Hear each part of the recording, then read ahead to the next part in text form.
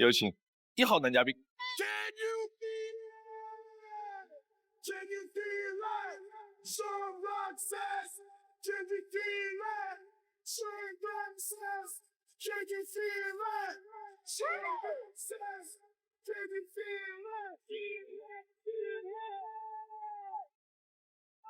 大家好，我叫谢希元，今年30岁，来自广州。来，选你的心动女生。男嘉宾在选择心动女生的同时，系统已经为他匹配出了智推女生。当他进入权力反转的时候，我们将公布智推女生参与恋爱选择。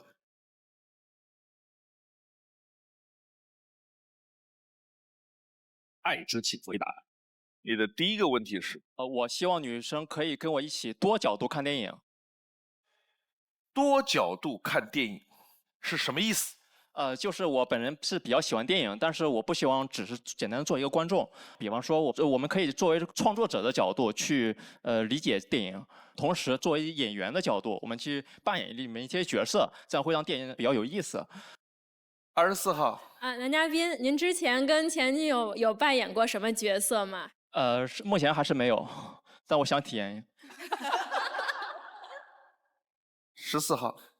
男嘉宾你好，我想问一下，如果我是你的女朋友，那你要不要和我一起扮演一个什么样的角色呢？现在吗？是的呀。想象一下。我可能记性能力不是很好啊。那你会《大话西游》里面那一段吗？我不会。挺好，挺好。他们俩是聊不下去的，我已经看出来了。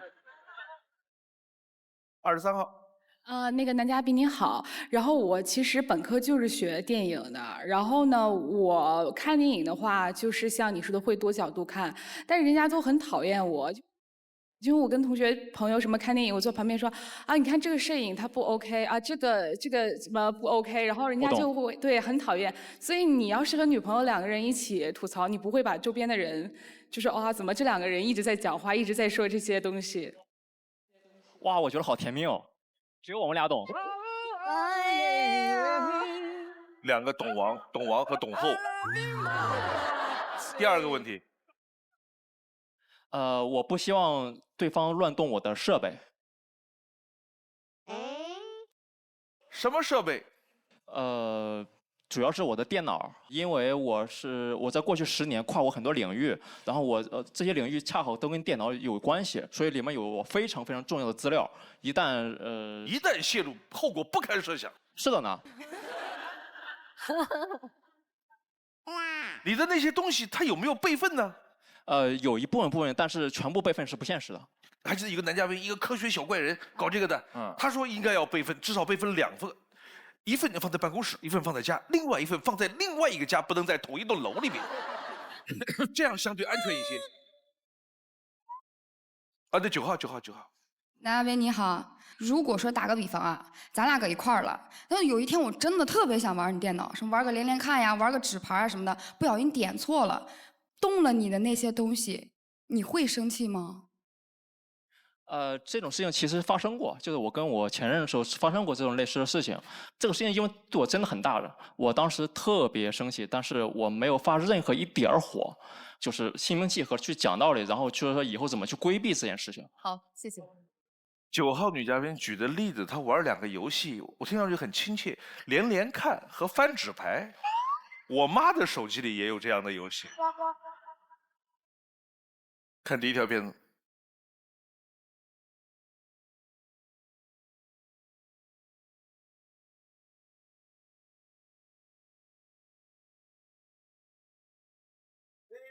因为足够炸裂，所以足够喜爱。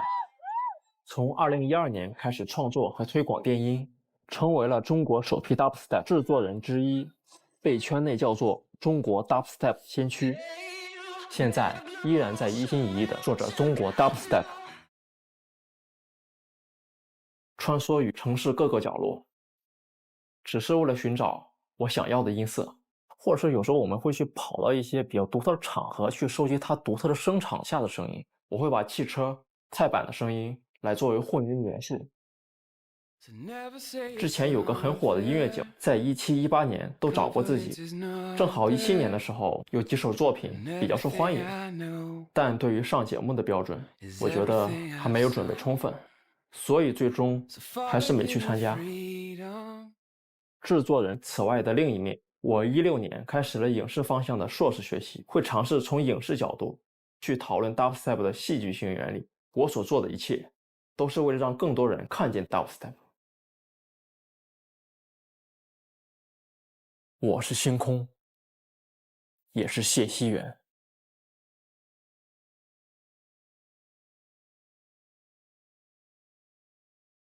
我们把他要准备演示的东西道具已经放上来了。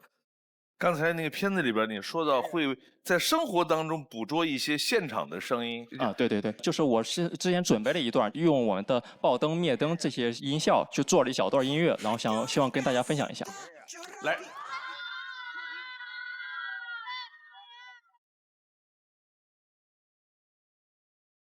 说他们幸福。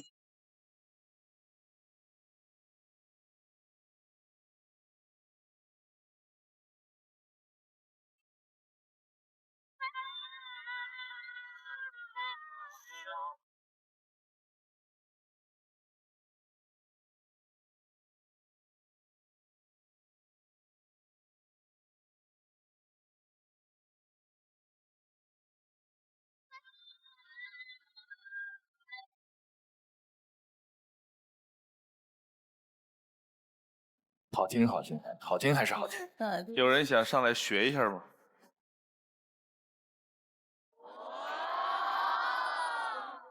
你挑一个姑娘上来教她一下。22号。22号。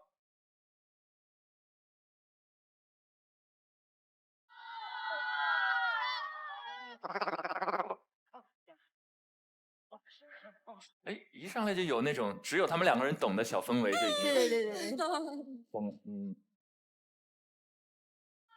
就是我说3个地方。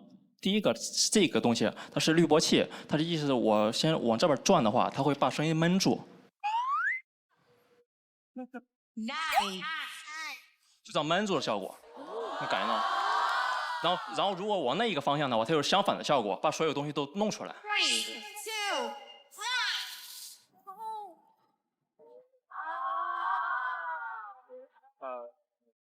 你们先试一下这个。9, 8, 7, 6, 5, 4, 3, 2,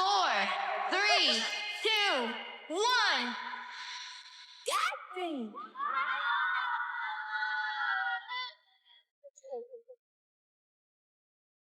我有个疑问，就是你们那个 DJ 他们会这样拿一下，就这样，我不知道为什么要这样子。就这样搓不行吗？为什么要这样搓？就是 DJ 会听2个声音，一个是外边声音，一个是它里边这个声音，同时听一个耳朵听一个，所以说我们会听一个耳朵。明白了，按着让这边的声音响一点，因为外面太吵了。对的。明白了，明白了。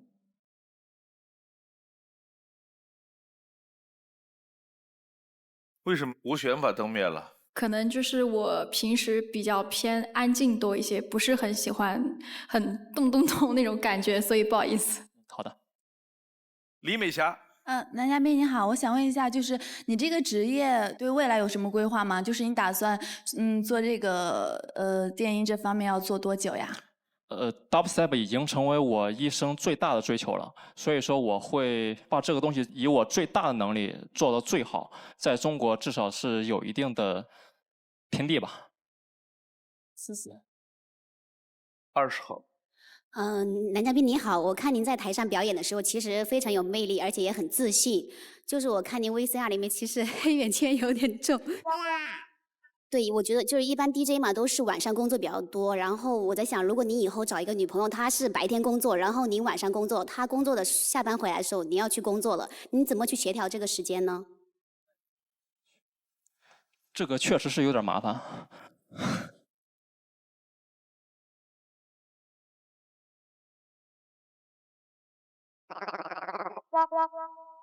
所以需要你来解决一下。对，但是我觉得，也并不是不可协调嘛，因为我也不是每天都是要去酒吧上班，这样对。6号。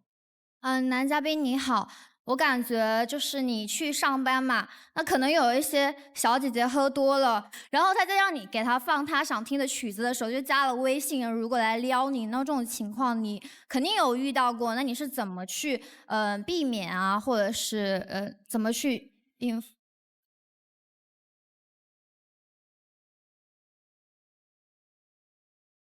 说话。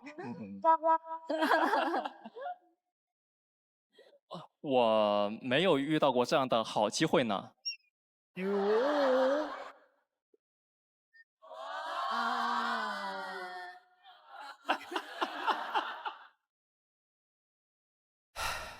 看下一条。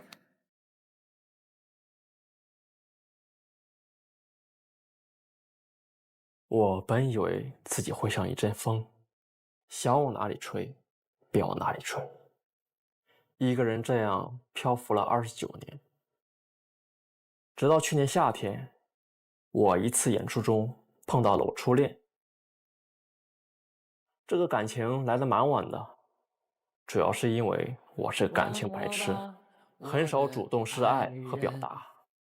他在这个圈子里，恋爱经验比我丰富，比起来我还是个弟弟。做我们这一行，女生会更受欢迎些。我们无法在同一个城市工作，异地让我们走散了。我的感情世界就像一个没搭好的拼图，不够完整，但每一块拼图都有自己合适的地方。我知道我的模样和形状，所以也好奇你的是什么样子。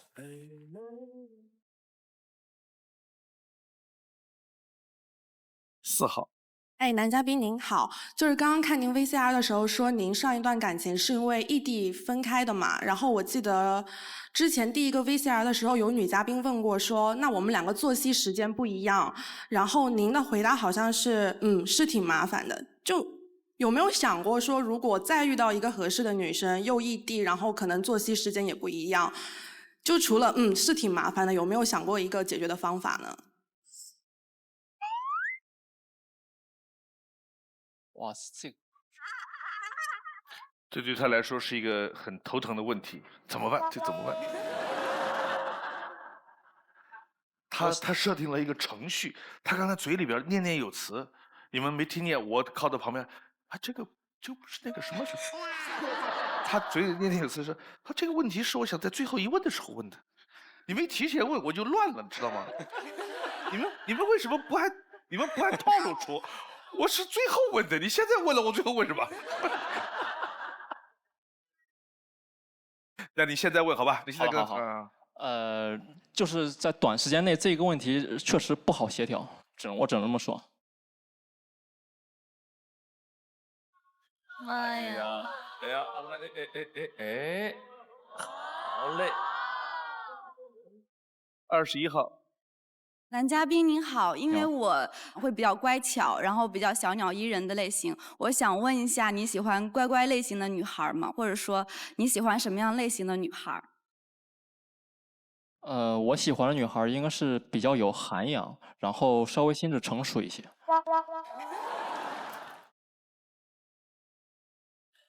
我可能不够成熟。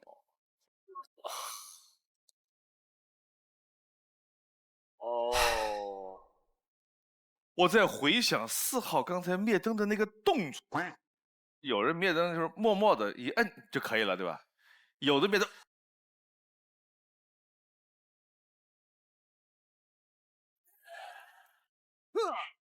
我觉得这个肢体的夸张程度是和某种情绪有关的，这种情绪能不能稍微解释一下？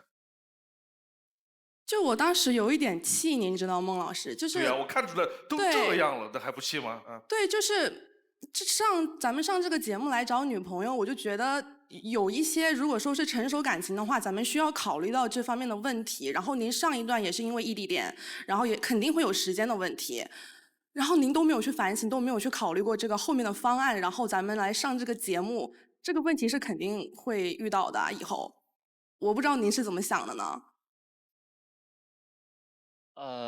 可能因为我身边的人，夜店的工作的会比较多，所以说我一直没有怎么考虑这个问题，就是作息时间的问题，我没有这么考虑，因为大家都是这样。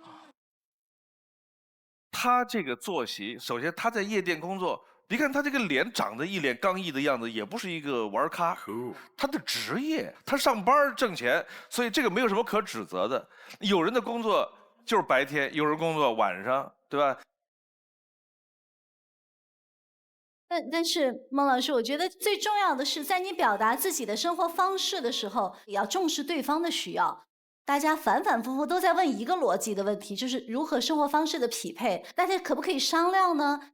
比方说异地恋，那这个全国的电视平台，那异地恋的可能性非常高啊。您说异地恋没办法。他现在的整体的状态非常的感性和艺术化，但是缺理性的部分。比如说刚才有同学问到说，那接下来这几年，那你展现出的是一种茫然的状态，就是你平时在这方面的确思考的略少了一点。我觉得可能是因为我只谈过这么一次，而且是我们同行，所以我之前真的没有考虑过。所以说，如果说我还有下一次恋情的话，我可能会多去了解一下这一块。很高兴认识你。可惜不是你陪我到最后，曾一起走却走失那。有请下一位男嘉宾。花开有时，不负期待。非诚勿扰，马上回来。非诚勿扰，现在继续。有请下一位男嘉宾。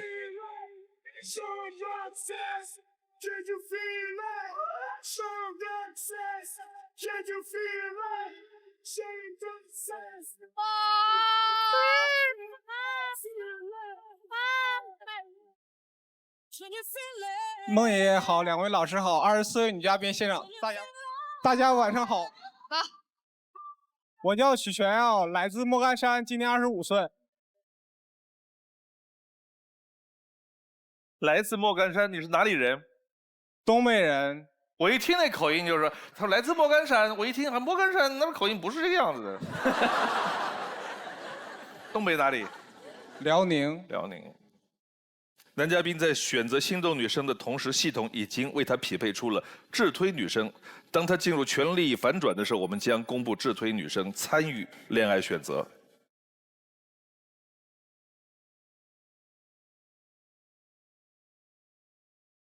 爱之请回答。你的第一个问题是：我希望女朋友煮面的时候加2颗鸡蛋。2颗。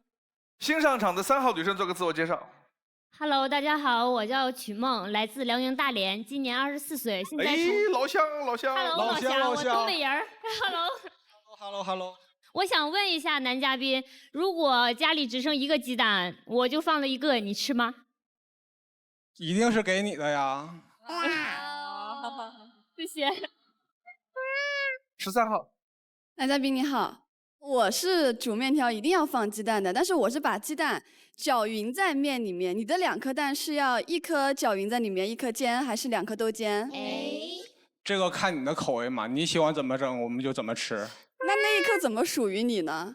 都散了那颗。在心里啊。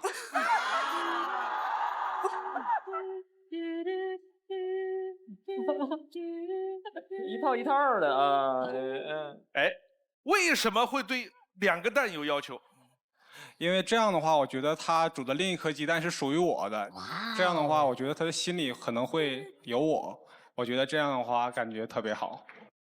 这个鸡蛋啊，是一个象征意义的东西。对，就是说，对你把你自己照顾好，能够想到我呢，我就很开心，是一个比较谦虚的说法。明白。2号。很多女生因为身材或者营养的话，她可能会喜欢吃1个全蛋和个蛋清，可能很多时候你只能吃到1个蛋黄。那你愿意这样吗？就是你会不会觉得噎挺？完全不会噎挺。但是如果你喂我的话更好了。哎呀，都说了嘛，那个鸡蛋是一个象征性的象征。哎，第二个问题，我不希望女朋友的贴身衣物跟我的一起洗。你是嫌他们怎样了？不是，是因为是这样，因为我上大学的时候，我的5个室友，他们把1周的袜子攒到一起，和自己的内衣裤一起放到洗衣机里洗，然后对我当时就特别大的冲击嘛。从那之后，我就觉得每次洗脚的时候一定要把袜子洗掉，然后洗澡的时候一定要把自己的贴身内衣洗掉，要把手机保管好。会的，会的。7号。你好，男嘉宾。像衬衫、外套之类的是可以放在一起洗吧？因为有的衣服它的材质可能不支持在一起机洗嘛。对，然后或者说掉色这种类型的这种问题。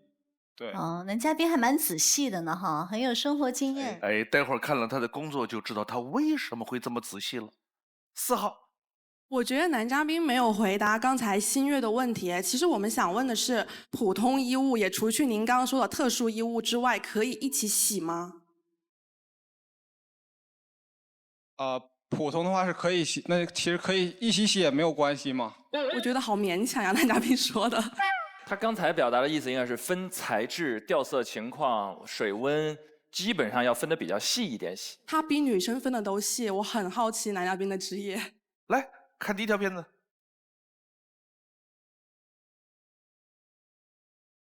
13年，112300个小时，篮球占到我生命总长的1半。校级联赛、省级联赛，我获得了一个又一个冠军。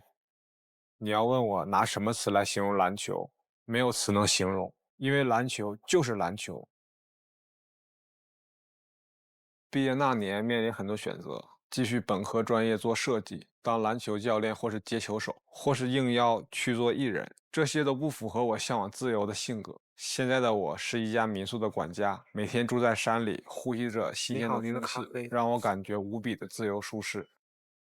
很多人以为的民宿管家可能只是帮客人提包、安排房间之类的，那你想的可太简单了。民宿管家更像是全能超人，上能修电灯泡，下能修马桶，文能跟客人扯历史文化，武能应付前前后后的邻居房东，理还要会算账做会计，当然会给隐藏料理也是必须的。晚上客人如果饿了的话，我就会给他们做拿手的葱油拌面吃。做管家之后，不知为啥自己的桃花特别旺，还得时刻注意自己的安全，就会有女客人晚上问你去她房间搬一些东西之类的。就有些客人啊，还会当面说小哥哥好帅啊，这种的。当时的话，心里可能是乐开了花，但是表面上还是很冷酷的哦。这种。现在的我比较喜欢慢节奏的生活，听着相声走在老巷里，白天逛吃，晚上就疯狂锻炼，保持身材。哦，有的时候如果晚上实在饿得不行的话，我会扇自己，真的扇完之后手疼。未来的我也想拥有一家属于自己的民宿，最向往的位置就是新疆，在民宿旁边有个牧场，牛马成群，希望在未来的风景里也有你的身影。我发现了一个规律，他一出来的时候，一般来说，我说一般呢，男人留胡子就会给人很油腻的感觉，但他没有，你知道为什么吗？为什么呢？哎，他有笑容啊，像他这个还笑眯眯的，奶帅的，还留这个胡子，他就不是特别是一条道上的风格，你懂我的意思了吗？是，那种是成熟，这种是早熟啊，感觉。你看，哎，笑眯眯的就不那么油腻啊。1号，你好，男嘉宾，我想问一下，就是你们家的那个女客户撩你，然后你一般是怎么处理的呀？哦，这件事情就是，有一天晚上12点，他给我们发微信说他房间里的灯泡不亮了。我的话可能就会叫我的女同事过去帮他修理一下，或者的话可能就会把房间门打开，快速的整理一下他的灯泡，然后快速出来，避免一些不必要的麻烦。所以一个男人在外面做事啊，一定要注意自己的安全。男孩子在外面保护。好可怕。14号，男嘉宾你好，您是就是拒绝是在民宿或者您工作的过程中和女顾客发生暧昧的关系啊，或者是约会啊，还是只是因为当时那个女顾客不是您喜欢的类型？这个是绝对不允许的呀！顾客就算再好看，像你这样好看也不允许的呀。你的回答非常好，谢谢男嘉宾。哎，你能不能跟我们说一下酒店宾馆和民宿的区别是什么？最主要的区别吧，就是酒店可能它是一种快节奏，然后很有效率，但是民宿的话，更多的是一种像去朋友家做客的感觉。来，我再听听你们两位，你们觉得呢？就是进入酒店那个房间之后，你会觉得这个东西是比较公式化的、批量的提供的一种可能。但是你去民宿呢，去它那个空间以后，你觉得它是有个性的、有温度的。我不是只是在完成一个旅行，而是我在跟一个人交流，我在感受一种氛围。是我表示一致。就酒店提供的是标准化工业产品，但是民宿是非标的服务。对。莫干山一带的民宿是中国在这个行业里边发展的就是最快的、最完备的，是个避暑胜地。你们要是夏天有兴趣到江浙一带来，就在离南京开车2小时左右的浙江那个地方，莫干山很有名。20号，男嘉宾你好，其实我发现男嘉宾在跟每一个我们场上的女嘉宾对话的时候，其实他都能反撩回来。之前有女嘉宾说煮鸡蛋的时候，他就说那我可以喂你吃啊。然后14号女嘉宾的时候，他就说像你这么漂亮的，我也不会怎么样。其实我不太信任他说对于女性的顾客啊，很保持距离的那一种。而且像你现在很年轻嘛，对吧？然后一直待在莫干山这边，其实那边是没有太多的玩乐的项目的，到晚上可能很安静的一个地方。你留下来最大的原因是什么呢？让你促使你一直留在那里的？我听这个问题好紧张，好深刻的问题。哎，它这里面有一些概念，就是说你工作的时候的状态和你相亲的时候的状态，是不是就一个状态？对，你看你很会撩，你热血男球少年，血气方刚，寂寥的夜晚，身边除了坏了的电灯马桶，只有女房客。如何安放你多余的荷尔蒙？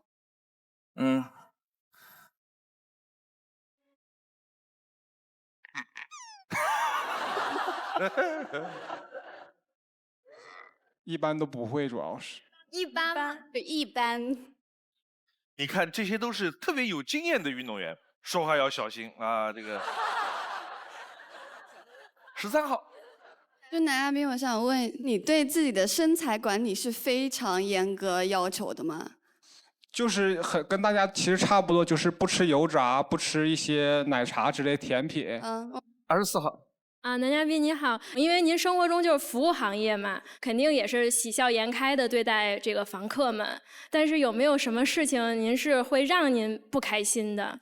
因为我这人比较喜欢打篮球嘛，如果说今天去打球，输的场次比赢的场次多，我就会不开心，宝宝超级不开心。来12号。男嘉宾你好，刚你好刚你说到宝宝超级不开心，请问你平时是比较喜欢撒娇吗？你可以在台上给我们演示一下吗？那你给我设定一个场景这种咯。想和女朋友说我今天想吃你煮的面，加2个鸡蛋。宝贝，宝贝。人家今天想吃你煮的面嘛，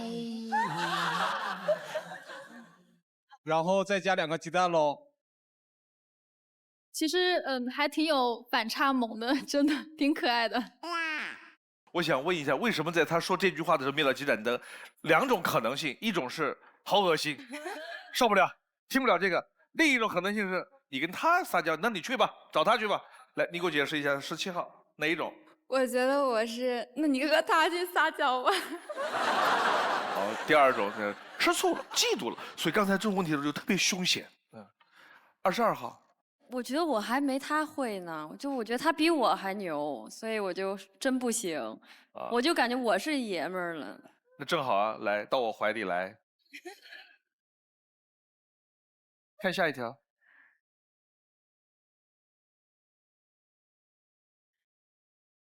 虽然已经毕业4年了，但我的恋爱回忆还只停留在大学时期。第一段恋爱是大学刚开始认识的女孩，实话讲是因为感动才跟她在一起。因为大学时期经常打很多的比赛，一般都没啥人来看，只有她每场比赛都出现在最显眼的位置为我加油。但是后来跟她在一起之后，我发现她有点任性，是那种不计后果的那种，觉得太不为别人考虑了，而且这种任性是我完全接受不了的。第二段女孩是在图书馆遇见，一见钟情的女孩。我一看这女孩穿着马丁靴黑裤子，挺酷的，后来就经常往图书馆跑。很多次相遇后，我主动搭讪，找她要了微信。后来她告诉我，如果我再不找她，她就要主动搭讪我了。在一起时，我们经常互送礼物。有一次我们在外地玩，她突然掏出一支电动牙刷给我，画面有点尬，但是当时很感动，很感动。很多人都说分手了就不想故地重游，虽然后来也因为异地而分手，但我会去和他曾经去过的地方看看。其实不会再怀念他，只是怀念过去美好的感觉。我希望未来的女友，我们能在一起探寻各种人生的第一次，一起跳伞，一起潜水，一起挖竹笋，一起给对方父母做一顿饭。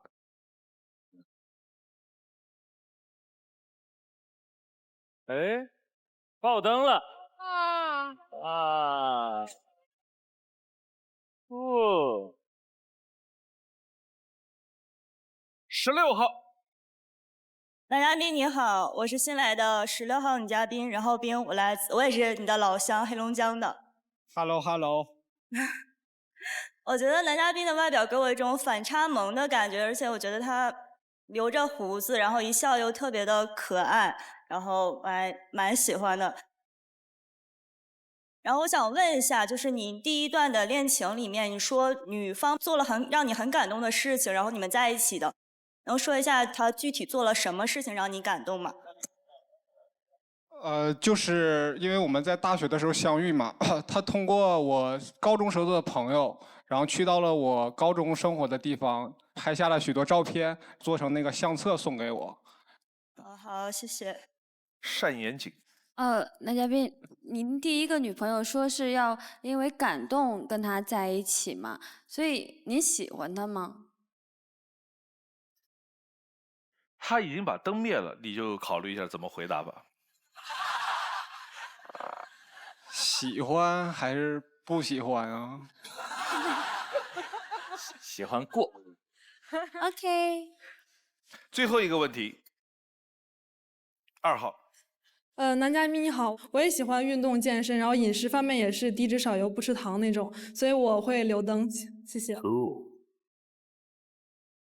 哇哦！来，上去灭掉2盏灯回来。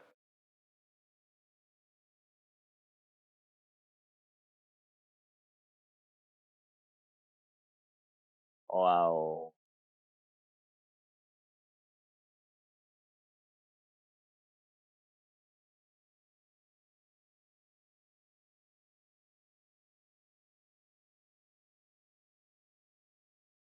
有请2号、16号。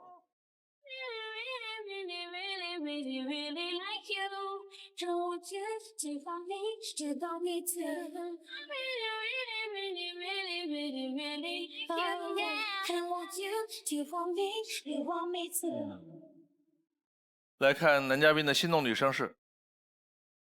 花开有时，不负期待。非诚勿扰，马上回来。非诚勿扰，现在继续。来看男嘉宾的心动女生是。7号。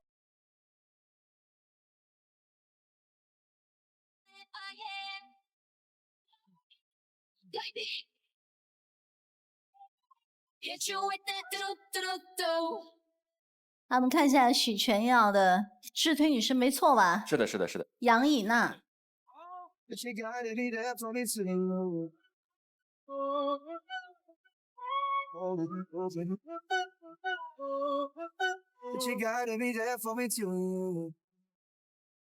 男生性格温和沉稳，热爱运动，崇尚自由，对未来有计划性，也看重家庭，不喜欢冲突。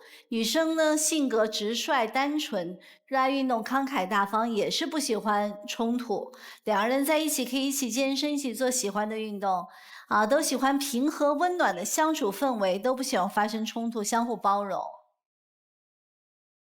来看一下4个女生基本资料。任浩斌，理想的假期，可咸可甜，减肥狂人。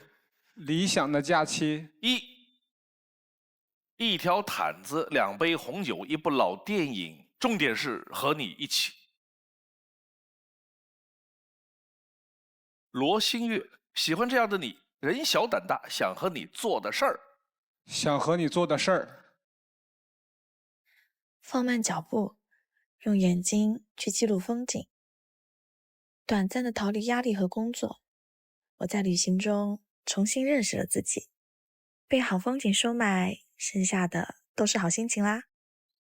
希望自己能做一个阳光的女孩。网上说一定要和喜欢的人去旅游一次，这个人会是你吗？杨以娜，我的要求，近期规划我的恋爱观。我的要求喜欢有主见、有男子气概，能够给我安全感、帮自己拿主意的男生。不喜欢吃饭吧唧嘴、抖腿、习惯性说谎的男生。你知道你要吃饭的时候跟他吧唧嘴、抖腿、说谎，后果是什么吗？就挨小呗，是吧？来，气味爱好者友情饮水饱，相互付出。友情饮水饱。2，还是坚信感情超越一切物质的信念，只要2个人有爱，房子、车子、工资，一切都不是必要条件。来，最后一个问题问4个女生。因为我特别喜欢打球嘛，一周的话，我可能会有2天抽出大量的时间去打球。如果是这种情况下的话，你们会怎么办？男嘉宾，如果你打球的时候介意带着女朋友去吗？超级不建议，而且觉得这是一种炫耀。我很愿意陪你一起去，谢谢。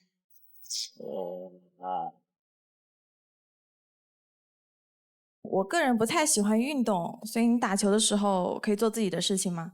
可以呀，可以呀。因为我本身就很喜欢运动，所以可以希望和喜欢的男生一起打球，做他喜欢的事情。谢谢。我也是比较喜欢会打篮球的男生吧，然后我也很喜欢运动。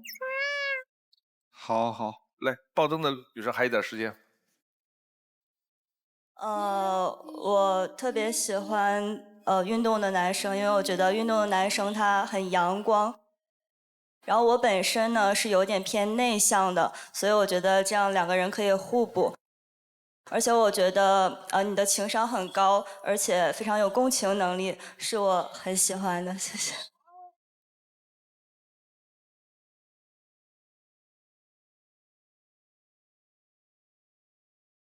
来，你如果选中间2个，有可能被拒绝，你自己回去；两边2个，你只能选其中一个带走。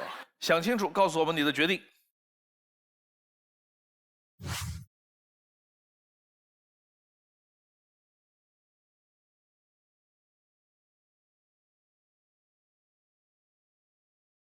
右边的。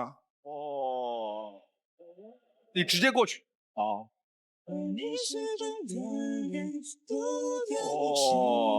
走了。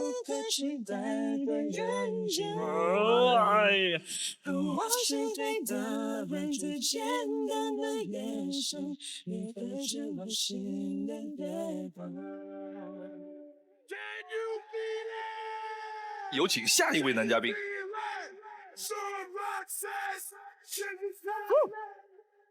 哇哦！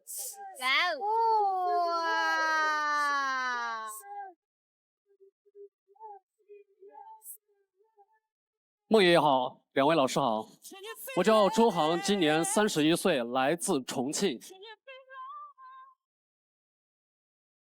来选心动女生。男嘉宾在选择心动女生的同时，系统已经为他匹配出了智推女生。当他进入权力反转的时候，我们将公布智推女生参与恋爱选择。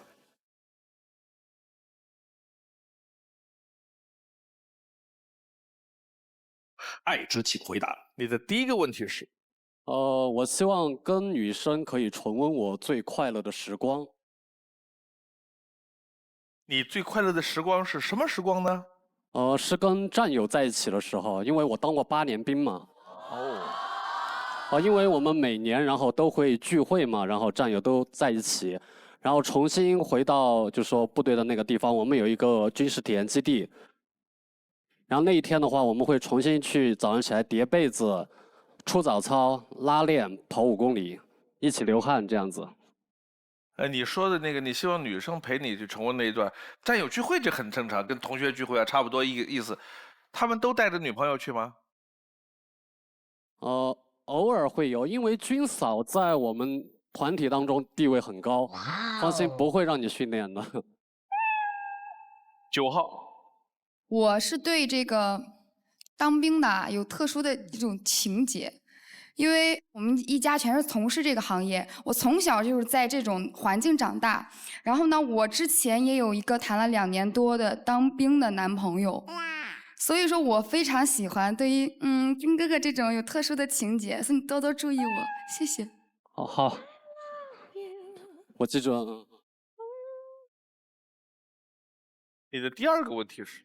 我不希望女生让我来安排我们的约会事宜。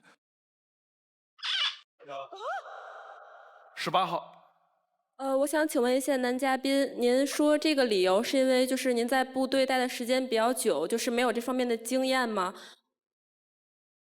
对，因为我也不希望女生觉得我很无聊。我觉得我女朋友想去什么地方，我陪她直接去就可以了，买题嘛。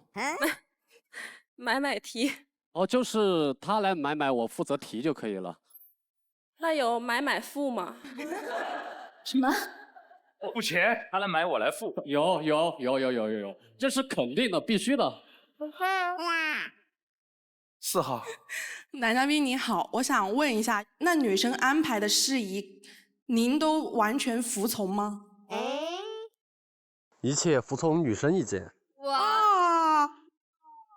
如果有没有什么您不喜欢的事情，不想去做的，他说了要去做，然后您会提出来吗？那个没触碰到底线的话，怎么样都行。您底线是哪儿啊？你看你这一句一句话赶话的，我已经发现，我只要跟4号在聊天的时候，所有他的感受都来自于他前不久相亲。每一个话题都来自于你最近相了多少？你大概给个数，是10几20个呢，还是30、50个，还是3位数以上？我这3个月相了20多个。3个月才20多个，这不算太多。所有周末都在里边了。对，周末就是相亲，周6、周日都是相亲。然后到我们这儿也相，也相。然后另外3个礼拜也相。看第一条辫子。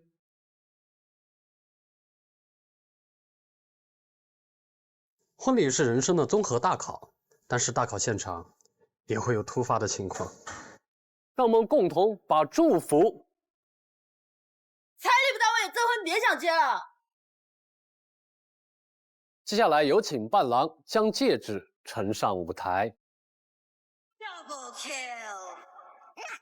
虽说婚礼是人生的大考，但是没有想到却是对我的大考。我是周航，我是婚礼策划师。在我小的时候，父母就分开了，我是跟着姥姥姥爷和舅妈一起长大的。退伍之后，我就跟着舅妈一起从事婚庆工作。我觉得我们这行的人真是穿着西装的打工人，而且现场无论发生什么情况，永远都是婚庆公司的锅。因为各式各样的问题，我们经常要不到尾款，所以我自己就想了几个小妙计。兄弟，今天这个确实也不是我们的责任，你理解吧，对吧？这实在不行，我们只能在网上反映。伯父啊，今天这事儿我们是有责任，但这锅你不能给我一个人背，你儿媳妇这真的就一个义务。这样还不行，就只能出绝招了。支付宝到账。从事婚礼行业的话，这是一份非常幸福的工作，因为看着每一对新人可以亲手把他们送进婚礼的殿堂，我自己的话也由衷的感到美好。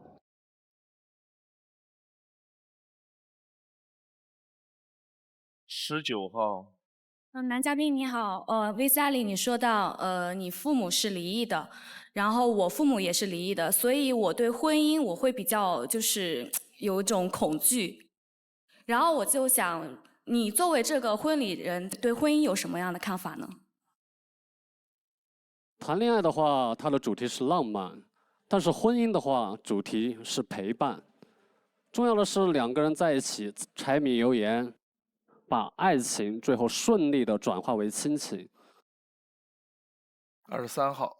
男嘉宾您好，我想问一下，你是做那个婚礼策划吗？所以你自己的婚礼你觉得重要吗？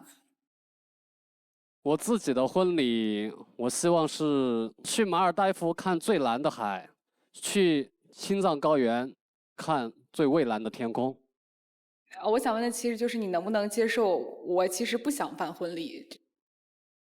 就是不喜欢，很多人聚在一起，然后其实那个时光不是属于2个人的那一刻，所以我就是想问你说，你能不能接受，就是我不去办这样的一个仪式，但是我们用别的方式去完成婚礼？这个是没有问题的，可以的，因为我觉得在结婚之前的话，女生的感受是比较重要的，因为在结婚之后，女生的感受就不重要了吗？不是不重要，是2个人要共同经营起自己的一个家庭。很多女生提起婚姻来有点慌慌的，然后男嘉宾也经历了各种在婚礼现场的各种意外。当然，你刚才有一个观点哈，我想提出一些我自己并不赞同的想法。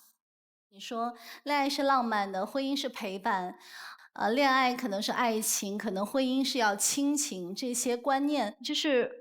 原来在节目里提到过一个，就是亲密关系的3要素，把恋爱说成是激情加亲密，你觉得那个叫浪漫然后呢，婚姻呢就认为是亲密加承诺很多婚姻过着过着连亲密也没有了，只剩下承诺，那样的婚姻有多少人在这个过程中他会感觉到内心的幸福和满足呢？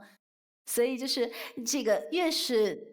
婚姻就你越要爱，越相爱，它才可能是一个婚姻长久的一个基础。看下一条。女朋友啊，就是来我们公司实习，让我赔了2万块钱，就这么认识的。她第一次婚礼主持，一直就是背台词的状态，而且还忘记了新人父母敬茶的重要环节。他的第一次失误，也是我司婚庆史上赔钱金额最多的一次。但得知他学历不错，想着有潜力能出师，就咬着牙培养他。久而久之产生了感情，我们就在一起了。因为都是婚礼策划，所以从来都没有正式表白过。我感觉我俩互相表白就是像在讲行业台词。交往了一段时间，他也临近毕业，本以为一切会向着好的方向发展。但是他说接受不了太早结婚生子，不想这么年轻就被束缚。你本是天上角色，属于璀璨星河，我又何必总拿你看人间烟火，满目山河。这是我最后跟他说的话，也带有一点情绪和气话吧。后来在婚礼上有很多伴娘向我搭讪，我都没有同意，但唯独他做了一件让我非常感动的事情，所以就在一起了。但后来，他领导和同事都觉得我们2个不合适，觉得我脱下西装后只是个再普通不过的人。我觉得这种不被祝福的感情不会长久。后来我主动跟他断开了联系，但是发现还有1000块钱没有还给他，所以只好通过他的领导把钱还给了他。从小的家庭情况加上工作环境，让我对自己的婚礼形式有些麻木，觉得还不如一起去旅游。希望未来有一个体贴的女生能够陪伴在自己身边，跟我一起经历和重温生命中每一个重要的时刻。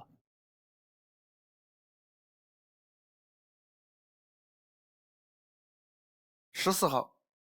男嘉宾你好，因为我曾经也是跟你有同样的一个经历，就是我在工作的时候，很多男生过来搭讪，然后说你中午吃饭了没有呀？我说没吃，他们说你一定要吃饭呀，我没有跟他们在一起。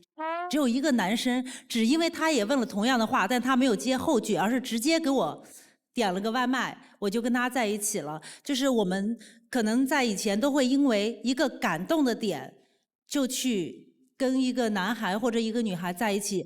如果一个女生做了一件感动的事情，你又以为那是爱情。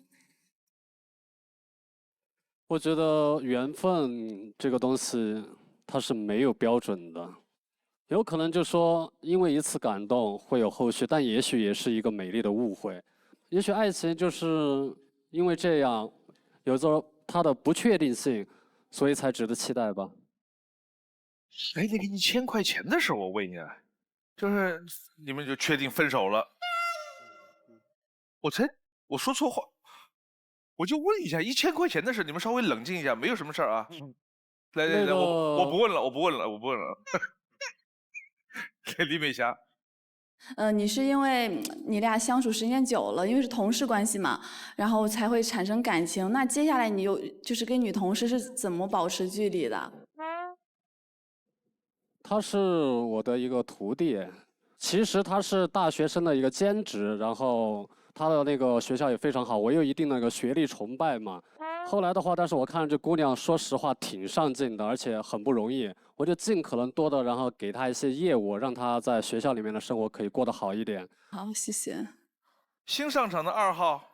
大家好，我是新来的女嘉宾，我叫庞丽葵，今年24，毕业于西安美术学院，现在在杭州工作，是一名新媒体行业的策划。男嘉宾，我想问一下，就是你说之前让你的前女友去做主持工作，然后赔了2万块那个事情，是因为她之前是播音主持专业，或者她做过主持的工作，然后你介绍她去，还是说她没有这方面的经验，然后你觉得可以，然后让她去？他自己然后就说那个我是这个专业的，然后我是哪所学校的，然后我想试一试，老板给个机会。我想我看了一下，然后听了一下他的声音，我觉得没问题。结果上台就卡词儿、忘词、忘环节，唉，就不提了。这不是很好笑吗？如果把一个婚礼搞得很好笑，是不是很有意思？对，有一些很好笑的婚礼视频。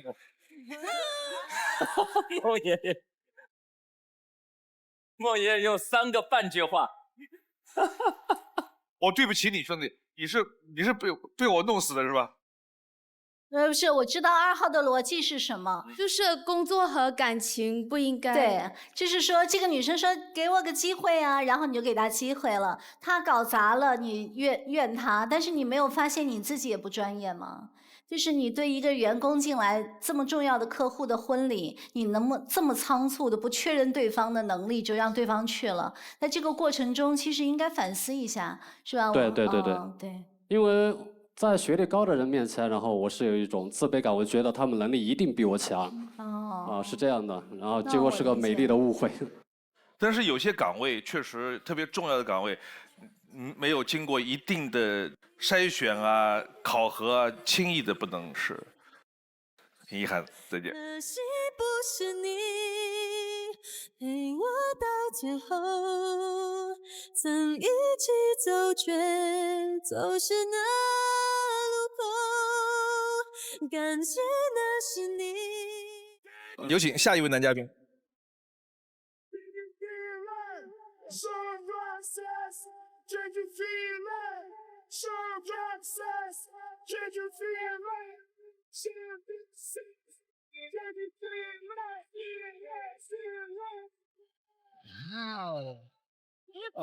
孟非老师好，然后陈明老师好，黄楠老师好，台上24位女嘉宾晚上好，我叫曹志仁，然后来自江苏南京，今年31岁。他的名字叫曹植仁，曹植就是那个七步诗那个曹植，曹仁就是曹操手下那个大将曹仁。你爸是不是特别喜欢《三国演义》？还好，应该是看过是吧？对。你想想这个名字，看到这个名字想不到三国也是奇怪了。来，谢谢孟非老师。男嘉宾在选择心动女生的同时，系统已经为他匹配出了智推女生。当他进入权力反转的时候，我们将公布智推女生参与恋爱选择。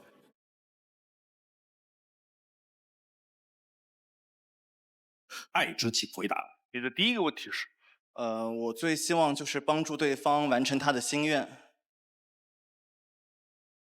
花开有时，不负期待。非诚勿扰，马上回来。非诚勿扰，现在继续。爱之请回答。你的第一个问题是，我最希望就是帮助对方完成他的心愿。希望帮女生完成她的愿望。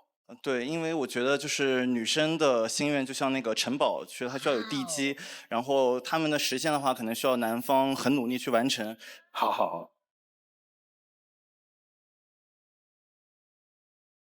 21号。男嘉宾您好，我是来自云南的戴朝丽。您说可以帮对方完成他的愿望，是指所有愿望吗？就是如果是两个人在一起的话，就他的愿望，只要我能实现嘛，能力范围之内我都会去实现。吴若彤，就是女生向你提出她的愿望，你会给自己一个期限吗？不是说我跟你说愿望，你就隔了很长时间。不，我自己有过想法，就是如果真的是在一起的人，就是他提个愿望，我肯定是会给他惊喜，就会尽快，不会拖得很久，这样。那比较大一点的愿望呢？你把你那个大一点的说一下。外滩买一套房。我刚刚想到的就是这个。还可以。还可以啊，哟，那还可以。对，等维赛亚看了你们就知道。对，哎呦，有，对，不错，哎呦，对。第二个问题，就是我不希望总是做对方的传话筒。如果女朋友的愿望是你当她的传话筒呢？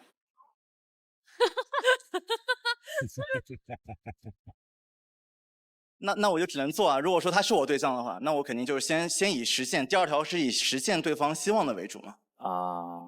14号。男嘉宾你好，我是你好14号吴婷。我想问一下，如果你的女朋友跟她的婆婆在相处的过程中有一点点小的误会，然后需要你在这个中间进行一个沟通的桥梁的时候，你是否愿意当这个传话筒呢？这个传话筒，我觉得是理所应当。就每个男人，如果说在家庭生活中必须要面对这个问题嘛，就很少都会遇到婆媳关系非常非常流畅。就如果有问题的话，我肯定是自己积极主动去解决这个问题。哇哦，好的，谢谢你。谢谢。看第一条片子。我叫曹志仁，我爸是知名大学的教授，也是知名画家。然后我妈妈做一个化工厂，然后市值应该是破亿，100%占股。家里人在南京的名下一共有多套房产，但凡就是跟我不是很熟，然后都会觉得我，哎，家里还挺有钱的。就是后来跟我但凡熟悉的朋友都觉得我挺惨的。就每次我爸说就请我吃饭，就从来都没有真的请过我，都是别人请我爸，然后顺带带上我。推开门都是陌生的人，我觉得就好像不太合适。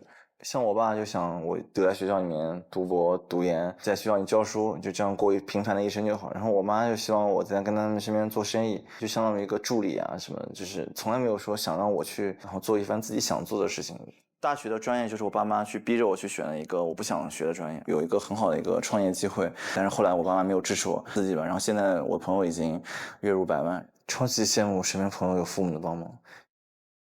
我爸妈他们一直都跟我讲说，就是成功要靠自己去拼搏去闯，然后但是我觉得他们所处那个时代跟我们现在所处时代好像差的还挺大的，而且没有给我一些基本的帮助和支持，所以我根本没有办法躺赢，而是每天都要为了第二天的生活去奔波。因为那时候就是感觉跟身边人差别很大嘛，因为爸妈不给钱，然后自己要多赚一点钱，这样会有安全感。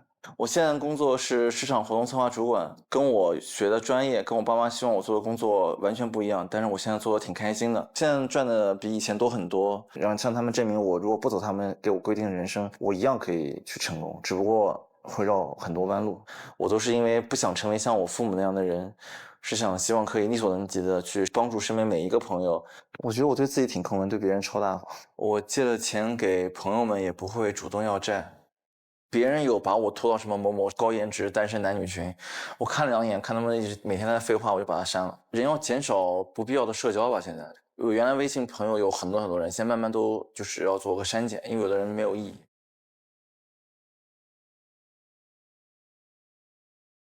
不想做你父母那样的人。对对对，是。你介意他们听到这句话吗？我觉得这节目播了之后，可能他们就能听到了。看样子当面也说。当面说过吗？当面经常说，因为我跟我父母沟通起来，可能不像大家理解的那种跟父母沟通，比如说住在一起、吃在一起、生活在一起，我们是各过各的，相当于。你是亲生的吗？我有时候会感觉每天都这么问一遍这么自己的问题。15号。你好，男嘉宾。您好。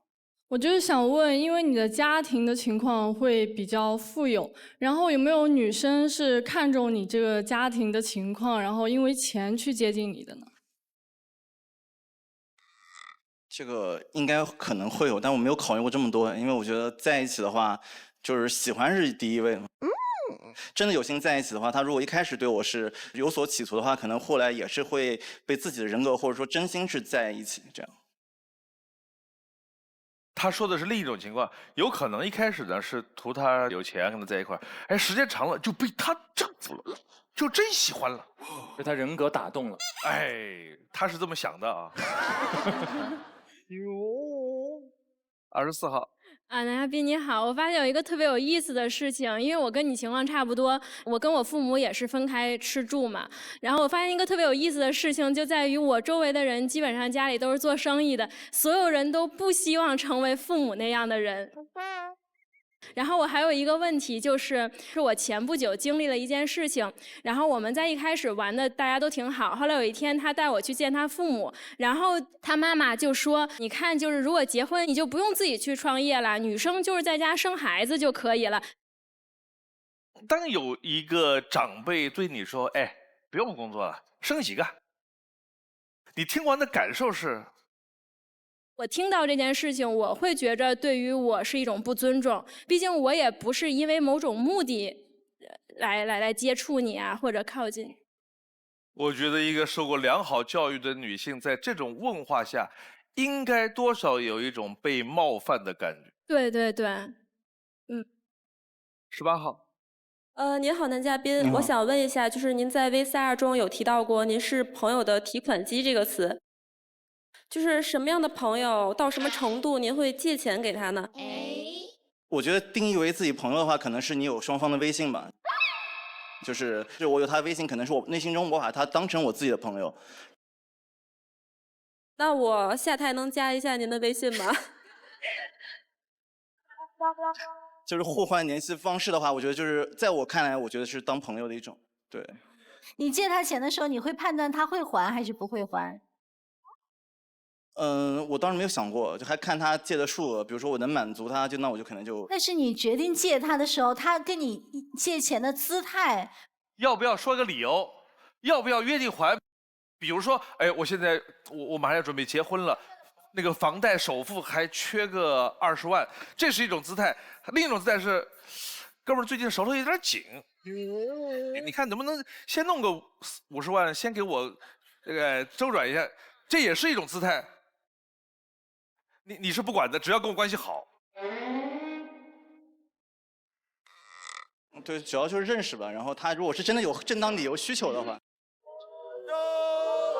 我现在能理解他爸妈为什么抠了。我要有这样的儿子，我也抠。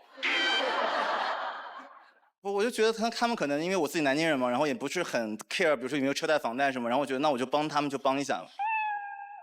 他是外地在那边发展，或者说别的。但是你前面有讲到，你看你爸妈也没有给你钱，然后你自己的工作也很辛苦，你这哪来的钱借的呢？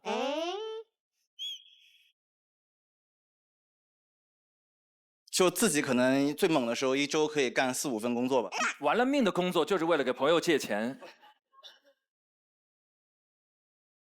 不，就玩了命的去工作，因为两方面，一方面是为了证明自己的价值嘛，就刚刚说到，就不想看到爸爸妈妈给我安排的路。还有一个就是希望去帮助别人，因为我也没有别的花销，不怎么花，反正就是靠朋友给你帮忙花。你借钱给朋友，你爸妈知道吗？不知道，因为我都自己过了，自己过自己的。就这期播之前，他们应该都不知道。不能让他们知道，知道了更抠。看下一条。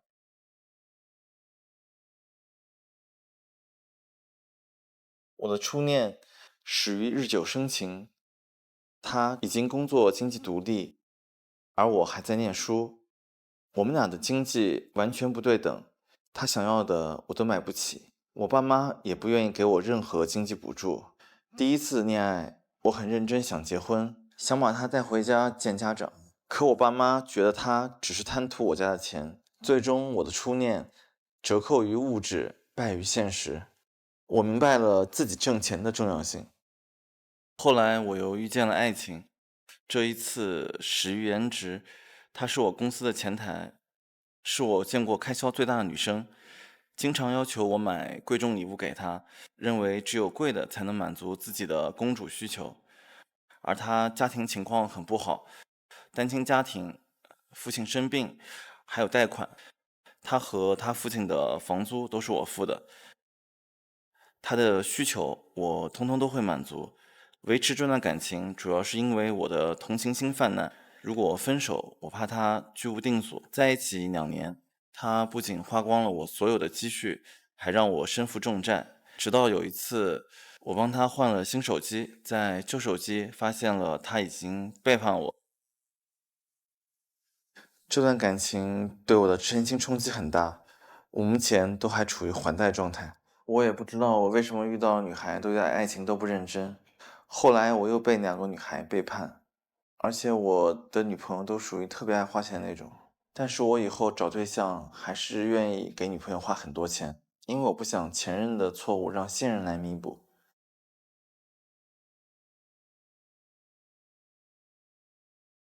说实话，看了这条片子，我最大的感受就是，我特别理解他的前女友们。你听说过有一句话没有？你是什么样的人，你可能就吸引来什么样的人。他一说我前女友开销特别大，我就觉得他们般配，很合理。那他会不会是这女朋友在想，如果我不花他的钱，他的钱也都借给别人了？对呀，我就是这么理解的。一共谈过几个？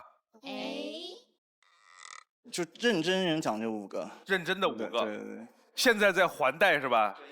对，因为就前面一个很猛。你得亏只谈了5个。23号。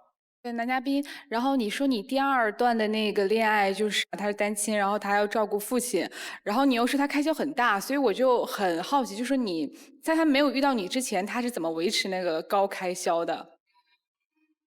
他应该之前也是这样子，但是他就自己会背很多债嘛。李美霞。男嘉宾你好，就是你第1段感情嘛，你说你的父母觉得你的第1任那个女朋友是图你钱才和你在一起的，就是他做过什么样的事情吗？会让你的父母有这样的感觉？因为第一他是跟我一个学校的，而且就是年龄比我大一些，然后再加上我爸爸也认识他，加上我第1段感情可能不像现在这么成熟，想很多，不像现在这么成熟，想很多，不像现在这么成熟。不，现在能上这个舞台，就是我觉得还是对自己一个挑战嘛。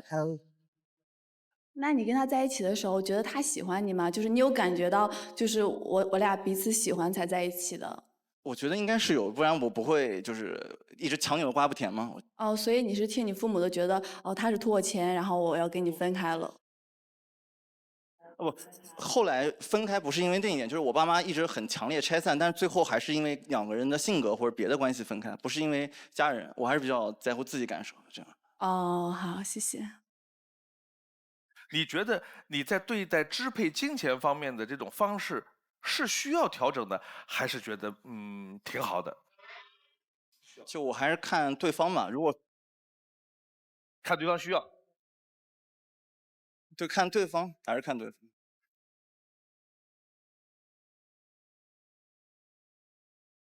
他身上啊，表达爱和给他钱高度绑定。他的童年阶段，他父母没给他钱，他心底有一个潜意识一直在他耳边回响：父母不爱我。所以在他不断的反省当中，在他的潜意识深处高度绑定了，给他钱就是表达对一个人好最好的方法。唯一方法。对，所以所有女朋友在的时候，她必须要以给她钱的方式来展现爱。而女朋友觉得用你的钱才是表示我们俩关系好。我接受了你的爱，就是接受你的钱。对，心里面就其实有个事情在。你看，爸妈其实小时候不爱我，所以都不给我钱。你看我现在多爱你，我给你这么多钱。朋友之间也是一样，他所有友情啊、爱情啊、亲情，他都跟这个模式啊高度绑定。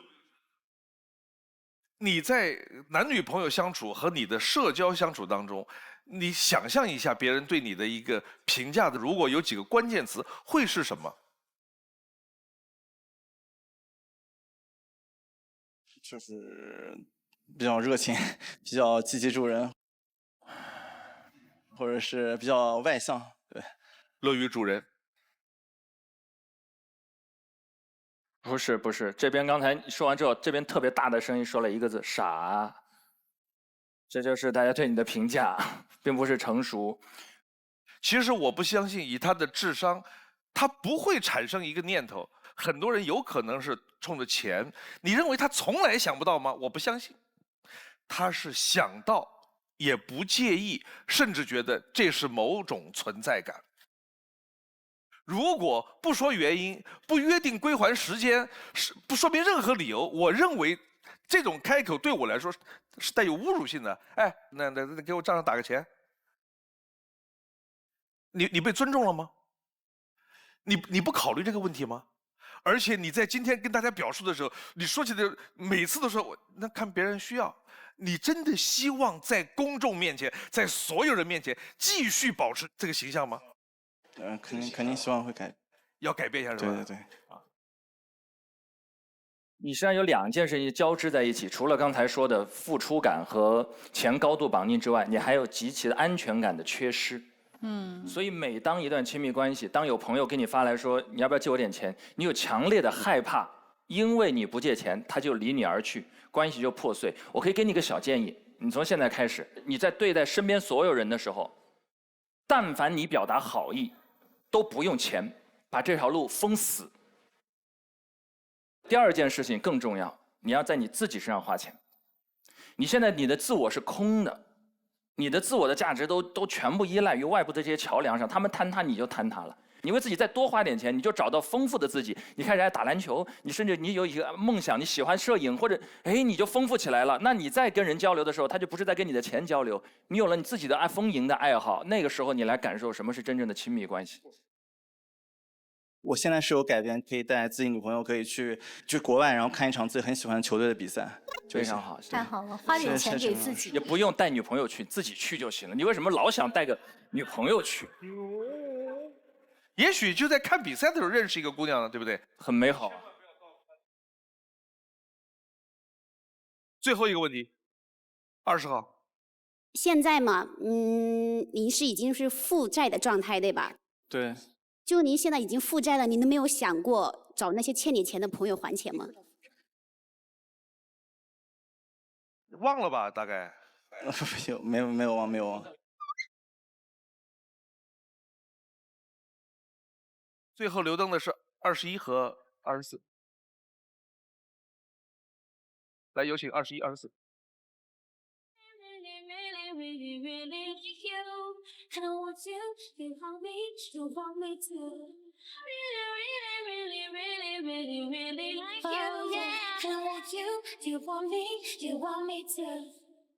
来看一下曹植人的心动女生是8号。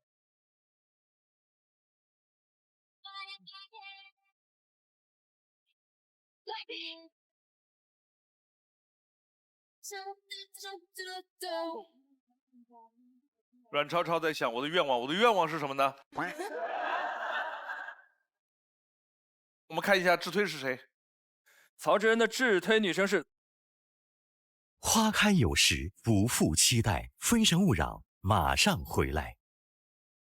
非诚勿扰，现在继续。曹植人的自推女生是宋方睿。But you gotta be there for me too.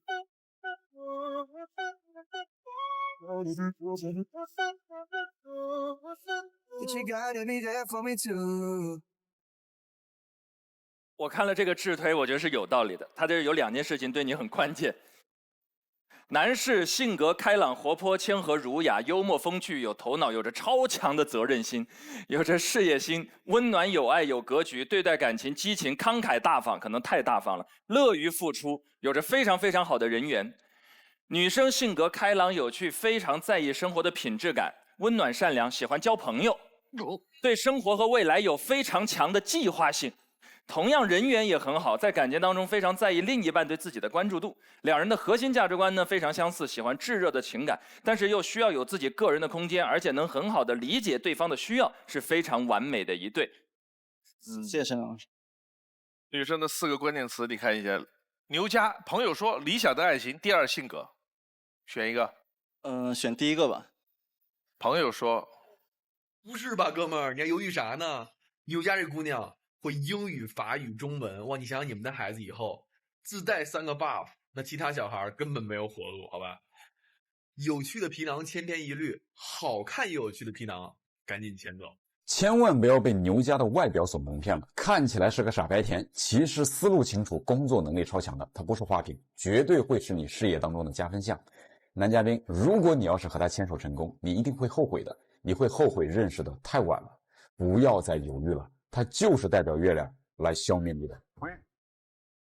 阮超超，我的理想型不能做的事，喜欢这样的我吗？选第3个吧。爱看视频。我是一个爱笑的女生，平时最喜欢做的事情就是吃好吃的、逛街、拍照，还有买。哎呀，适合他，怪不得心动。你看，偶尔还会喜欢去逛公园，因为这样我觉得很放松。我就是喜欢这样简单生活的女孩，你喜欢这样的我吗？17号，热心市民，天旋地转，治愈系的你，选第1个吧。1，在公司里特别爱帮助人，谁一有点事儿就要去掺和一下。哎呦，我们这个智推系统真的很高级，我告诉你。喜欢听别人倾诉，尽自己所能去安慰对方，有时太过热心，会觉得是不是也给别人带来了困扰。下一次还是赵子峰。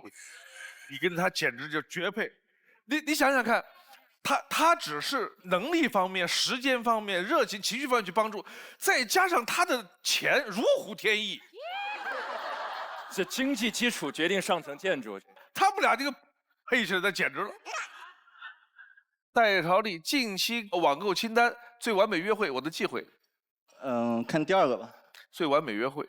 心中最完美的约会应该是在一个风和日丽的日子，自己穿着翩翩白色长裙，和男朋友先去喝奶茶或咖啡，然后一起去游乐场玩。最后一个问题问4个女生，就是有谈恋爱之后会想到跟前任就做对比吗？如果说你们去同一个场所吃饭，或者说去公园游玩的话。牛家。不会，我最讨厌提前男友。而且我的前男友，我来的第1次就说过了啊，早都没有联系了。包括我有一个问题可以问一下男嘉宾吗？就是你这个负债多少啊？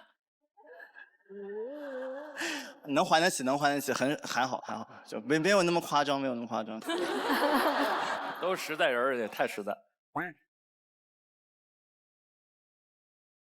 因为我以前跟你就是同样的人，然后我妈老说我特别傻，然后今天我发现怎么还有比我更傻的人，就你看你不出门就不知道天外有天，人外有人。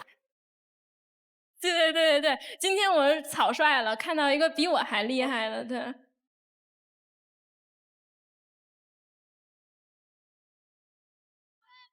阮超超。我是绝对不会拿就是自己的现任跟前任去对比。17号。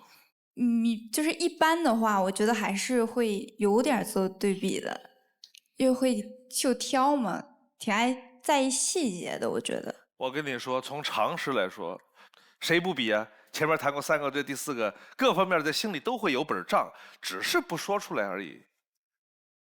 戴朝丽是的，我也会对比，但是我个人内向，我会悄悄的在心里面想，因为说出来会比较伤人自尊。这句话才伤人之自尊呢。我好奇男嘉宾，你是愿意听到对方说出来，还是愿意让他别说了？就是可能以我自己来说，我觉得哪怕他就算有过对比，也可以通过别的方式去告诉我，不用直接坦荡荡的说出来。哦，对。来，告诉你，选中间2个有可能被拒绝，左右2个女生你可以牵手其中一个。想清楚，告诉我们决定。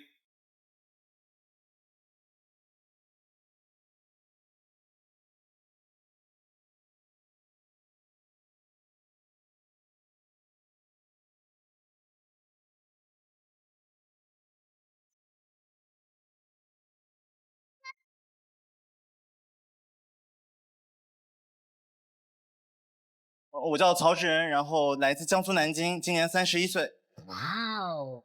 我不想成为像我父母那样的人，成功要靠自己去拼搏去闯。跟你情况差不多，所有人都不希望成为父母那样的人。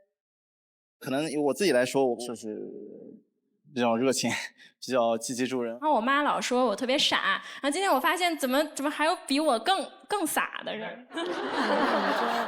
就是有谈恋爱之后会想到跟前任就做对比吗？不会，我最讨厌提前男友。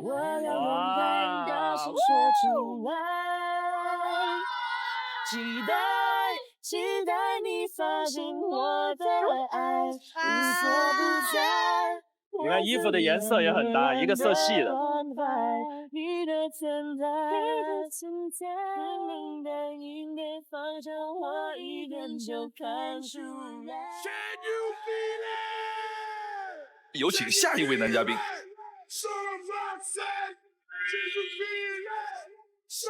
哦，我叫徐文康，来自广州的合肥人，今年27岁。来选心动女生。男嘉宾在选择心动女生的同时，系统已经为他匹配出了智推女生。当他进入权力反转的时候，我们将公布智推女生参与恋爱选择。爱之请回答。你的第一个问题是？我希望我的另一半可以陪我一起去汗蒸。你这刚认识就去啊？我们可以去公共的那种，男女都可以去的。那我就放心了。4号。汗蒸这要求没什么难的呀，但是这女孩一出汗妆要卸呀。那你是希望女生不化妆去呢，还是化了妆然后卸一半去呢？哦，对这个问题我没有考虑。这个问题没考虑到是吗？没考虑到，因为平时的话，我自己每周的话可能会做2次的有氧，然后搭配着汗蒸，我觉得可以有很好的排毒，所以我希望我未来的可以和我一起去汗蒸，一起运动。就推荐您最好跟女朋友熟了之后再去，要不然卸了妆以后惨不忍睹。第二个问题，我不希望女嘉宾把难得的周末用来睡觉。20号。男嘉宾，你就说周末不用来睡觉，那你会有一些什么特别的安排吗？要是自己的话，可能去一些不同的地方去画画、写生。如果是女嘉宾的话，可以根据她的兴趣爱好，我们去做一些不同的事情，这样也可以就是有一个我们的恋爱的回忆。我觉得这样挺好，因为我平时喜欢打台球啊，还有羽毛球，有时候唱歌也会比较喜欢下厨。因为我刚刚注意到您是合肥的嘛，哦，对，我也是合肥的，就是很难得有老乡，所以我可能会多关注你一下。谢谢谢谢。看第一条片子。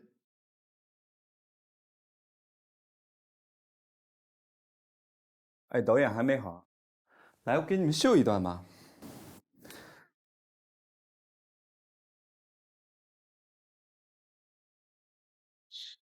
哎呀，不要，这段就别播了。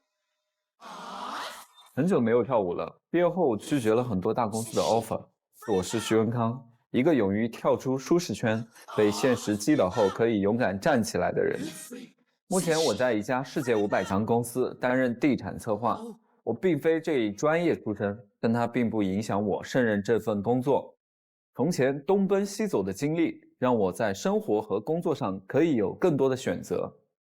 因为喜欢画画，我考入艺术类学校，因为尝试手工制作，大学时成为地摊摊主，淘到人生中的第一桶金。做我们自己手工做的一些制品啊，串购，然后继续卖自己当时喜欢的东西，基本上都可以靠自己去买了。因为秉持自力更生的精神，我用了半年时间赚了40万。也因为年轻的热血和无畏，我在艰难创业后以失败告终。当时前前后后，包括自己在留学时候赚的钱，大概快了100多万吧。现实给我当头一棒。年少的小成就与大失落，都是生活的礼物，让现在的我更加沉稳，更加自律。每天早上6点，我会准时起床跑步。如果没有特殊的社交，我也会准时睡觉。我做饭的时候不会放1滴油，除了白开水以外，我只喝黑咖啡，是个纯粹的黑咖主义者。我还是一个泡脚养生爱好者。像我妈妈的话，可能就是没有这个习惯，但是每次跟我在一起，她都会跟我一起泡脚。我的双脚在这些年几乎带我走遍了欧洲与东南亚。我想未来我还会去更多更远的地方，去看看不一样的世界，成为不一样的我。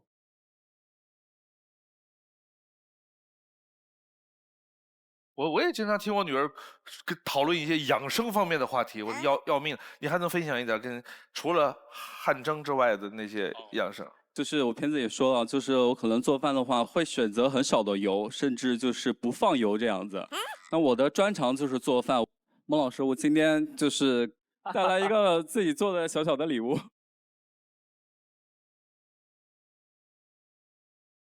这个是一个盲盒。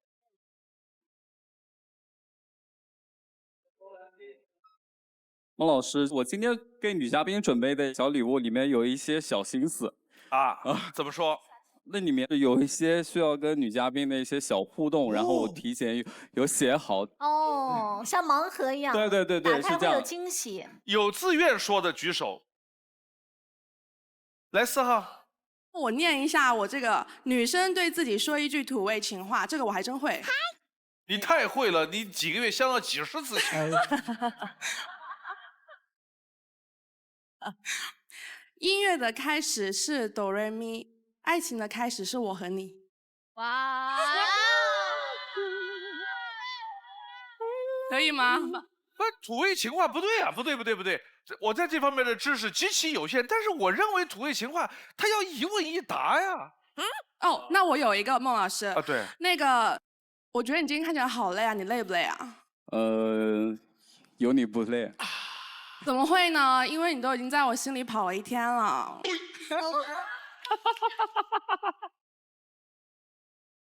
还有谁？李美霞，请女嘉宾夸自己30秒，那个男嘉宾可不可以夸我一下？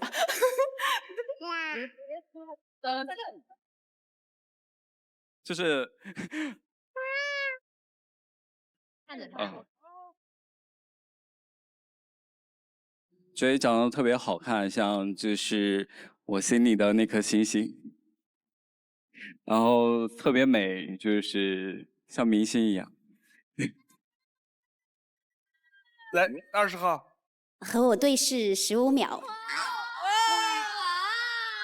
这个他还主动举手，他把他想干的事都写在里面了，我跟你说。确认过眼神，我遇上对的人，我挥剑转身，而鲜血。怎么就加了牵手了呢？这个牵手是赠品是吧？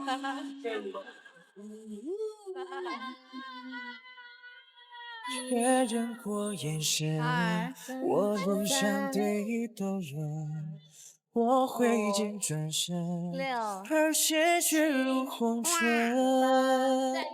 千朝记忆渡红尘，伤人的不是当人，是你转世而来的14.1、14.2、14.3。我闭上对的。这哥们儿不想回来了是吧？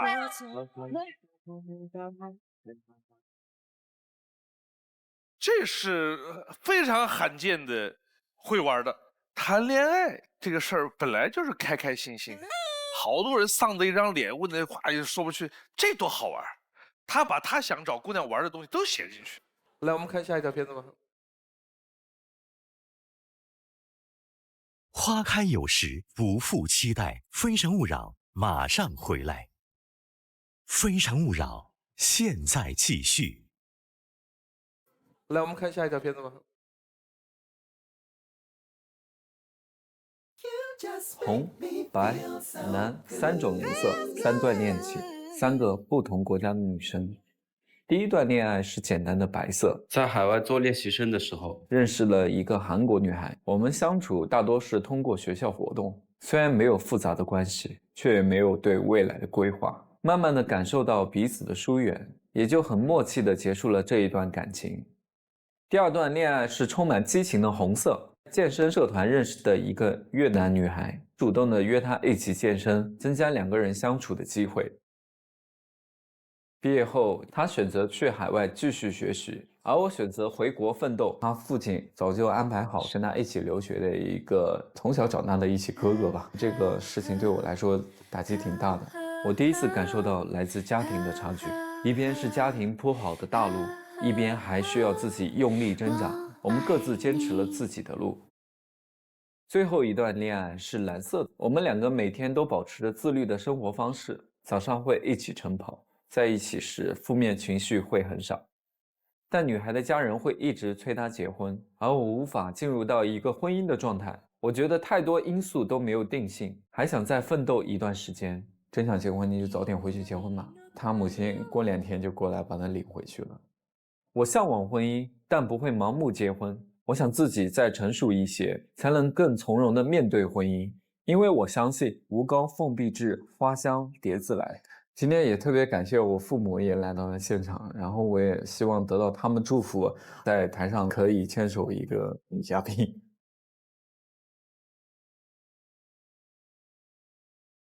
你的父母在现场吗？对。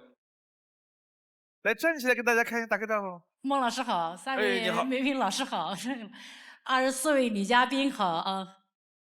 你们找儿媳妇要不要说1、2条标准？我们家很民主，就是儿子喜欢的我们就喜欢。标准答案。对，我们家很民主。徐若彤。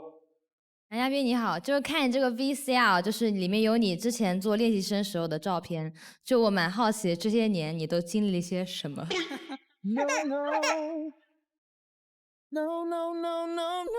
是这样子，就是之前的话，我有一个短暂的练习生生活。那个时候6点半起来打卡，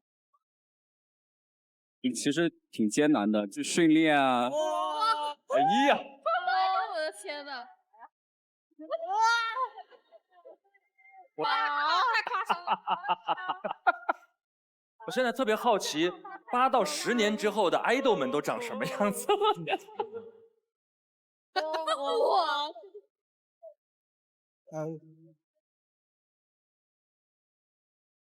在练习生的生活，我基本上6点半起床，然后我们第一件事就是量体重。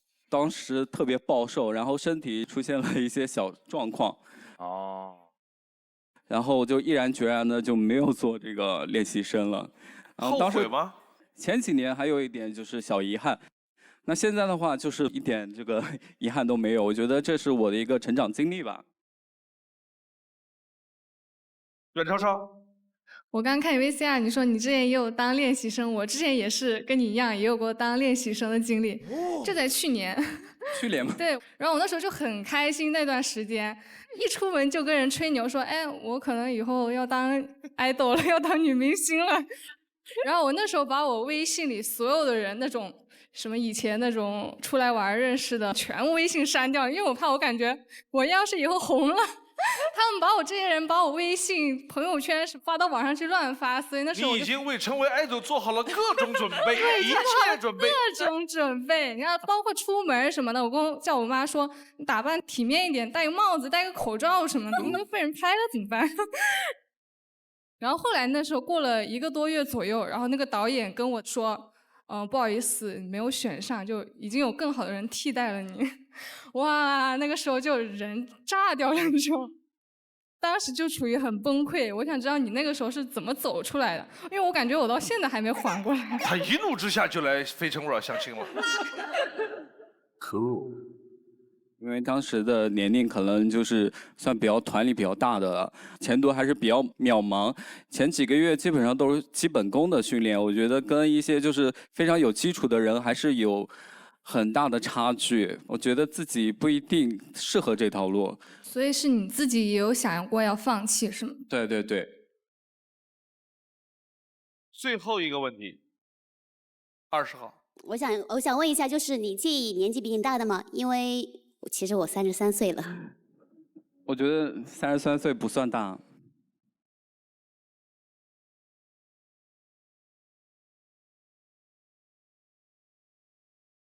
那我更深入问一下，你喜欢我这种类型的吗？是我喜欢的类型。哦。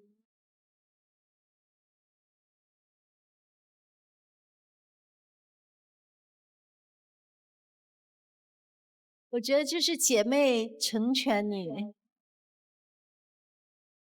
其实你说好现在有准备结婚吗？那你是打算多久以内会考虑结婚这个问题？首先结婚的话，我觉得不是年龄段的话，我觉得可能是双方都觉得合适，包括双方父母啊都准备好了，然后可能就会一起结婚。因为我是也比较独立的一个人嘛，我现在33岁，其实经济上也算比较独立吧，然后也很会照顾人，做家务什么。因为很难遇到一个我们本地的，其实我是不太喜欢异地恋的，我觉得异地恋可能没有太多结果。现在我刚好年纪在这里，我会追求一个比较有结果的事情。谢谢。来，我们看一下直推是谁？哦，学文康的直推女生是李美霞。11号李美霞，男生性格阳光开朗，并追求品质生活，喜欢棋逢对手的感觉；而女生呢，同样追求品质生活，会理财，善良传统，温和耐心。两个人的生活状态都很有活力，一起追求品质生活，有很强的家庭责任感。而女生呢，会显得更粘人一点，需要男生更多的关注。匹配度84。最后一个问题问2个女生。周末的一天，就是我们2个在一起做什么事情，你会觉得比较舒服？李美霞，我觉得跟我喜欢的人在一起做什么我都觉得可以。20号。我觉得就是2个人窝在家里看一场电影啊，一起去超市买个菜，一起做个饭。我喜欢打台球，你可以陪我打台球；你喜欢去徒步，我们也可以去散散步，这些都可以。我觉得挺好的。还记住了他喜欢徒步。记得很牢，虽然徒步跟散步真的不是一回事，但是用心了，用心了。来，你要选李美霞，有可能被拒绝，你自己回去。你也可以和20号牵手，也可以自己走。你的决定是？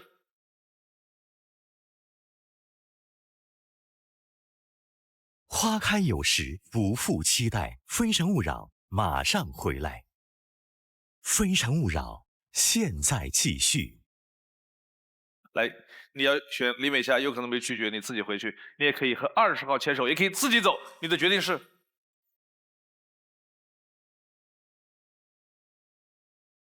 我选择。恭喜你。哇！谢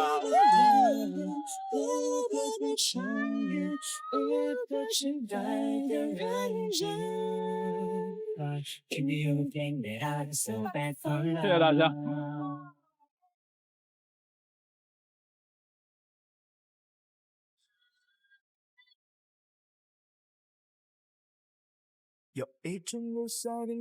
谢谢收看今天的非诚勿扰，下期同一时间再见。